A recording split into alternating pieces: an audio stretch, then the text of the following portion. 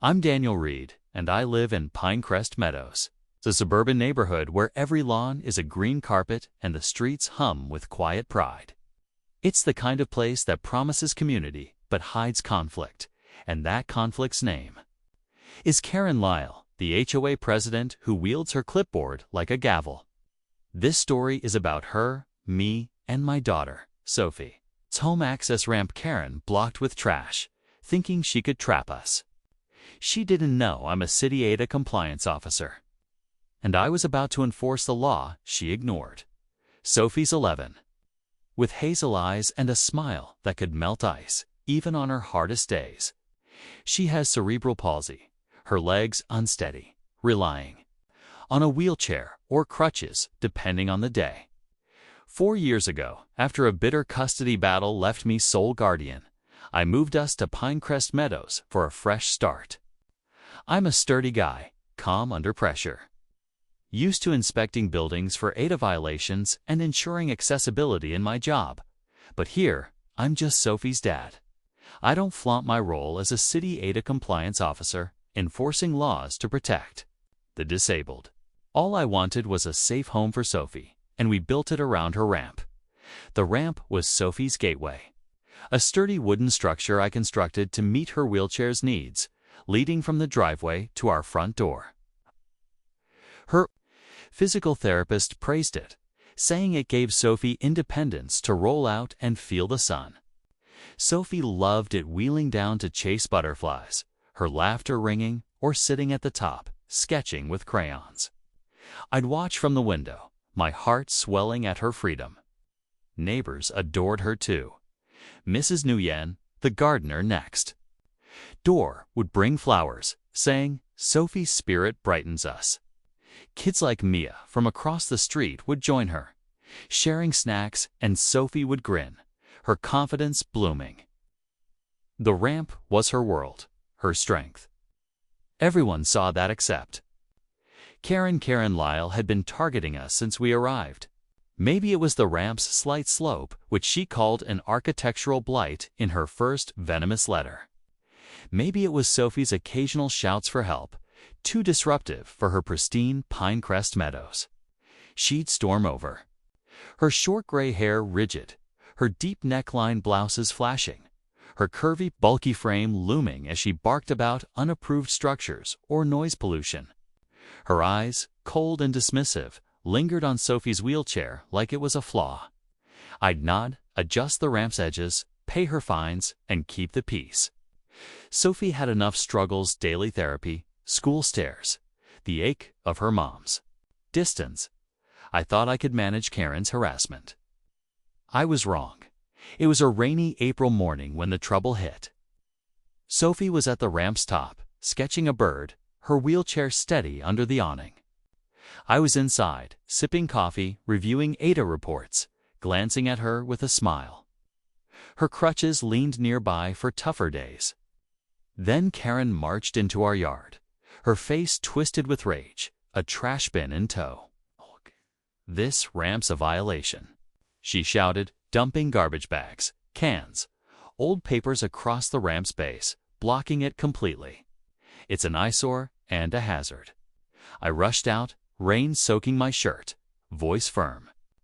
"That's Sophie's access ramp, Karen. It's HOA compliant on my property, and you can't block it." She scoffed, her eyes flicking to Sophie, hood frozen, her sketch falling. "Ada, it's ugly. I'll keep it blocked until you remove it." She scribbled on her clipboard and left, the trash soaking in the rain. A barricade of spite.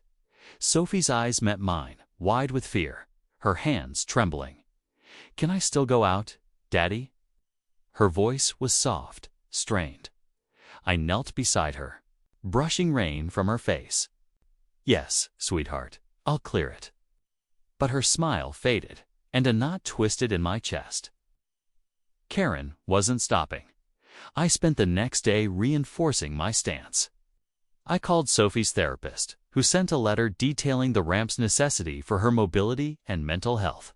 I checked city codes. The ramp met HOA standards, its permit filed years ago. I photographed it, clean and functional, to counter Karen's hazard claim.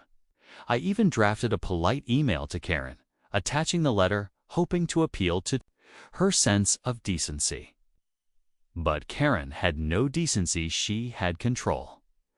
That Wednesday, while I was at work inspecting a downtown office for wheelchair access and Sophie was at school, Karen escalated.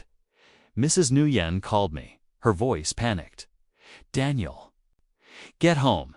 Karen's blocking Sophie's ramp with more trash, a whole dumpster this time." I sped home, heart pounding, tires hissing on wet streets. When I pulled into Pinecrest Meadows, the sight crushed me. The ramp was buried under a mountain of trash, rotting bags, broken furniture, sodden cardboard spilling onto the driveway. Karen stood there, arms crossed, her smirk sharp as a knife, a dumpster truck rumbling away. Neighbors watched, some filming, others murmuring, their faces etched with shock. "What the hell have you done?" I yelled, leaping from my car, rain drenching me. Karen's smirk widened, her voice dripping with fake authority. "I warned you, Daniel, that ramp's a blight. The HOA approved its obstruction. You blocked my daughter's only way out." I shouted, fists clenched. "She's disabled, Karen. You knew that?" She rolled her eyes, unmoved. "Don't play the pity card. Rules are rules." She turned, sauntering off, her clipboard swinging, leaving the trash to rot. I wanted to chase her, to make her feel Sophie's confinement, but Mrs. Nguyen grabbed my arm, her eyes wet. "Sophie's coming home soon, Daniel." I stared at the trash pile, my stomach churning. How was I going to free her? I grabbed a shovel, hacking at the garbage, but it was a soggy mess, bags splitting, stench rising. Rain soaked me, and my hands blistered, but I couldn't clear it alone. Mrs. Nguyen stayed, wringing her hands, muttering, "That woman's cruel." Neighbors like Mr. Ortiz, the teacher across the street, offered quiet apologies. "We should have stopped her," he said, head low. Their guilt didn't help. Karen had trapped Sophie, and I had to face her fear. When Sophie's school bus pulled up, I braced myself. She wheeled down the ramp, her hazel eyes bright, then saw the trash. Her face crumpled, her hands gripping the wheels. "My ramp," she whispered, tears mixing with rain. She tried to move forward, but the trash blocked her, her wheelchair. Rocking. "Why, Daddy? Why?" she cried, her voice breaking. I lifted her, carrying her inside, her crutches left behind, my own eyes burning. Mrs. Nguyen wept, and neighbors lowered their phones, some turning away. I held Sophie until her sobs slowed, her small body trembling. "I'm so sorry, Princess," I whispered, my voice cracking. "I'll fix this." I tucked her into bed, her sketchbook clutched, her eyes red and distant. That night, I sat at the kitchen table, the trash pile a dark scar through the window. Karen thought she'd won, but she didn't know who I was. As a city ADA compliance officer, I enforce accessibility laws, and Karen's obstruction violated the Americans with Disabilities Act, a federal offense carrying fines and injunctions. She'd also trespassed and broken HOA rules. I was going to dismantle her with the law. The next morning, I built my case with meticulous care. I pulled Sophie's therapy records, including her therapist's letter, proving the ramp's critical role in her mobility. I reviewed city codes. The ramp met ADA Section 4.8 standards, its permit ironclad. I photographed the trash pile, documenting its height, the blocked access, the rain damage. I called my supervisor at the ADA office, who confirmed the violations. Severity: launching an investigation. I filed a federal ADA complaint, citing Karen's deliberate harm to Sophie's independence. Backed by the therapist's statement, I contacted the police, who logged the trespassing. Every piece of evidence was a brick in the wall around Karen. I went further, gathering neighbor testimonies, Mrs. Nguyen wrote a scathing account of Karen's bullying fines for Sophie's ramp threats to report her cries. Mr. Ortiz described her intimidating the neighborhood. How she'd find him for a messy hedge. I collected a dozen statements painting Karen as a tyrant. The evidence was unassailable, a legal fortress. A week later, the HOA held an emergency meeting in the community center, a stuffy room packed with neighbors. Karen sat at the front, her clipboard poised, her smirk defiant, as if she were invincible. Mrs. Nguyen clutched a photo of Sophie on the ramp, her eyes fierce. I walked in, not as Daniel, the quiet dad, but as Daniel Reed, City HOA compliance officer. My badge clipped to my belt. A thick folder of evidence in hand, Karen opened the meeting. Her voice syrupy with false concern. Let's address the Pinecrest ramp issue. It was an eyesore, and I blocked it for the HOA's benefit. Stood, my voice slicing through the room. You blocked my daughter's HOA-compliant ramp with trash. Karen, Sophie's disabled. That ramp is her lifeline, and you trapped her. The room went silent. Karen's smirk wavered, but she held her ground. It was a hazard, Daniel. Tay, don't exaggerate. It's a federal violation, I said, stepping forward, handing the board my folder. You obstructed an HOA-protected access ramp under Title III, a civil rights offense. You trespassed, broke HOA bylaws, and endangered a disabled child. I filed charges with the city. Gasps rippled through the crowd. I plugged a USB into the projector and played a neighbor's video, Karen dumping trash. Smirking as the ramp vanished. Mrs. Nguyen sobbed, holding up Sophie's photo. Woman shouted, "She's monstrous." Karen leaped up, red-faced. This is a witch hunt. You're twisting this.